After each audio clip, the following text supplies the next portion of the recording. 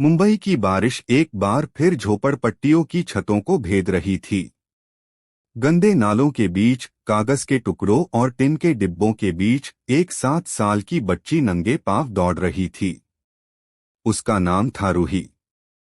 चेहरे पर मिट्टी जमी थी, बाल बेतरतीब, पर आंखों में अजीब चमक थी, एक मासूमियत भरी रोशनी, जैसे उम्मीद का दिया। वो रोज स्टेशन के बाहर भीख मांगती थी, बाबूजी, थोड़ा कुछ दे दो, 2 दिन से कुछ नहीं खाया। कुछ लोग उसे देखकर मुंह फेर लेते, कुछ सिक्का फेंक देते, पर वो हमेशा मुस्कुराती रहती थी, भगवान खुश रखे आपको। उसी स्टेशन के पास ही एक आलीशान हॉस्पिटल था, सिटी लाइफ हॉस्पिटल। वहां पूरे शहर का सबसे अमीर आदमी, अरविंद खन्ना, पिछले 3 महीनों से कोमा में था। अरबों की संपत्ति, अनगिनत बंगले, बड़ी बड़ी कंपनियां, मगर न जिंदगी में मुस्कान बची थी, न परिवार। एक कार एक्सीडेंट में उसने अपनी पत्नी और बेटे को खो दिया था। उसके बाद से वो खुद भी जिंदा होते हुए मर गया था। डॉक्टरों ने हाथ खड़े कर दिए थे, अब सिर्फ चमत्कार ही इन्हें बचा सकता है। उसी दिन जब तेज बारिश में सब भाग रहे थे, रूही अस्पताल के बाहर फटी छतरी थामे खड़ी थी। उसकी मां बुखार में तप रही थी और वो किसी से दवा के लिए पैसे मांग रही थी। गार्ड ने उसे धक्का देकर बाहर कर दिया, चल भाग यहां से, भीख मांगने की जगह नहीं है। रूही की आंखों में आंसू भर आए, पर उसने कुछ नहीं कहा। वो वहीं अस्पताल की दीवार के पास बैठ गई, मां की दवा की खाली शीशी हाथ में लिए। तभी एक नर्स बाहर आई और अपने हाथ से बचे हुए बिस्किट कूड़ेदान में फेंक दिए। रूही ने झट से वो उठाया और बोली, माँ को दूंगी, वो कुछ खा लेंगी तो ठीक हो जाएंगी। रात ढल चुकी थी।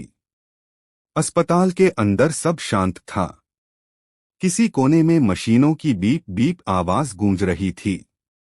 रूही खिड़की के पास पहुंची, अंदर वही अरबती अरविंद खन्ना कोमा में पड़ा था।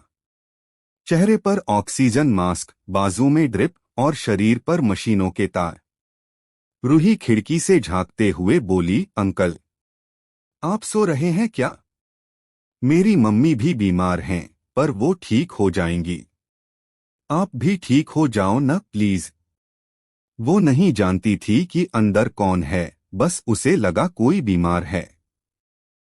वो धीरे से खिड़की के भीतर हाथ बढ़ाकर अरविंद के ठंडे हाथ को छू गई। भगवान सबको ठीक करते हैं न? आप भी हो जाओगे अंकल। एक पल को कुछ अजीब सा हुआ, मॉनिटर पर लाइन 1 सेकंड के लिए उछली। नर्स ने सोचा मशीन गड़बड़ कर रही है, रीसेट कर दी। मगर वो नहीं जानती थी कि वही मासूम स्पर्श, वही सच्चा मन किसी चमत्कार की शुरुआत था। अगली सुबह डॉक्टर हैरान थे। अरविंद की पलकों में हलचल थी। 3 महीने बाद पहली बार उसकी उंगलियां हिली थीं। नर्स ने दौड़कर कहा, सर, सर। उन्होंने आंखें खोली हैं। पूरा अस्पताल चकित रह गया।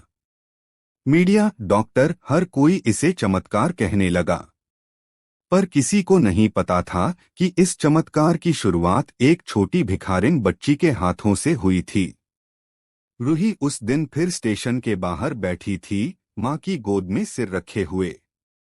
मां बोली, रूही, आज दवा काम कर रही है।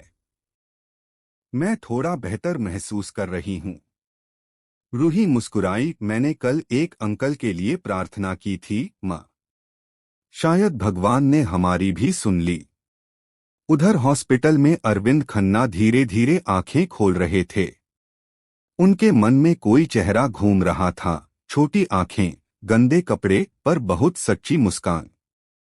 वो बोले, वो बच्ची कौन थी जिसने मेरा हाथ पकड़ा था?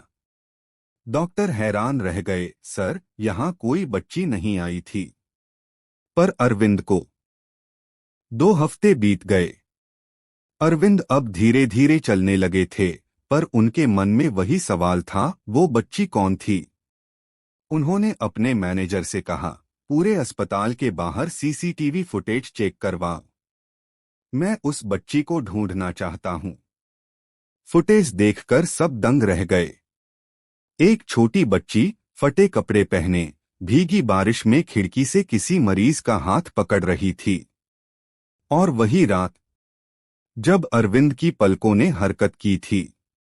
अरविंद की आंखें भर आईं। भगवान ने मुझे उस मासूम के हाथों जिंदा किया। उन्होंने आदेश दिया, उसे ढूंढो चाहे जहां हो। 3 दिन की खोज के बाद वो बच्ची स्टेशन के पास मिल गई, उसी जगह जहां वो रोज भीख मांगती थी।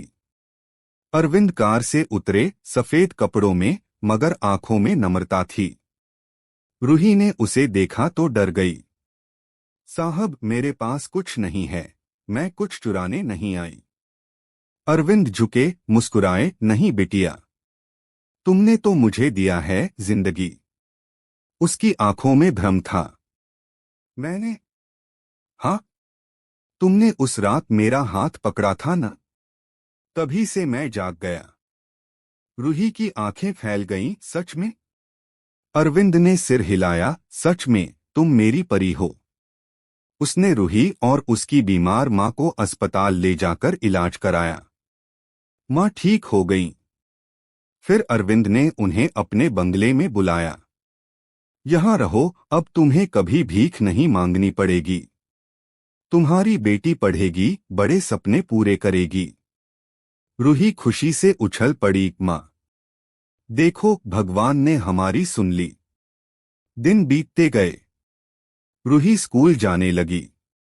हर सुबह वो अरविंद के पास जाकर कहती, अंकल, आप अब मुस्कुराते हो ना? अरविंद हंसते हुए कहते, हाँ बिटिया, क्योंकि अब मेरे पास जीने की वजह है, तुम। समय के साथ रूही ने पढ़ाई में कमाल किया। अरविंद ने उसे अपनी बेटी की तरह अपनाया। जिस आदमी के पास अरबों थे, उसके जीवन में अब एक मासूम मुस्कान की अमीरी थी। एक दिन एक इंटरव्यू में पत्रकार ने अरविंद से पूछा, सर, आपने इतने साल बाद दोबारा कंपनी क्यों शुरू की? अरविंद ने मुस्कुराते हुए कहा, क्योंकि एक छोटी भिखारिन ने मुझे सिखाया कि जिंदगी का मतलब पैसे नहीं, दया और उम्मीद है। सालों बाद जब रूही कॉलेज से गोल्ड मेडल लेकर लौटी, अरविंद की आंखों में आंसू थे। उन्होंने कहा, उस दिन तुमने मुझे जीवन दिया था, आज तुमने उसे सार्थक बना दिया। रूही ने उनका हाथ थामा।